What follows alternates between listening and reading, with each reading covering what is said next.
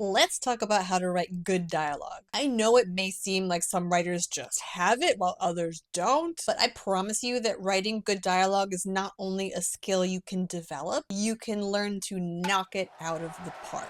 Here are 5 simple things that you can do to sharpen your ear, hone your craft, and level up your dialogue writing abilities. 1. Practice writing down real dialogue that you encounter during the day. When I was starting out as a writer, I always carried a little notebook with me, and if I heard somebody say something interesting, I would write it down. So do this. Write down lines you hear people say in public transportation, in the coffee shop, or even transcribe conversations that you had. Try to do this at least once a day. 2. Read books or watch movies that are known for having good dialogue. This is to help you get acquainted with story dialogue because it's usually a bit different from organic real world dialogue. Writers of this ilk include Cormac McCarthy, Toni Morrison, Ernest Hemingway. Movie writers to look into would be the Coen brothers, Richard Linklater, and Joanna Hogg. 3. Pay close attention to how you speak. What I mean is, how often do you really say what you mean? Do you mix up your words, forget the point you were making, or even just ramble on a bit?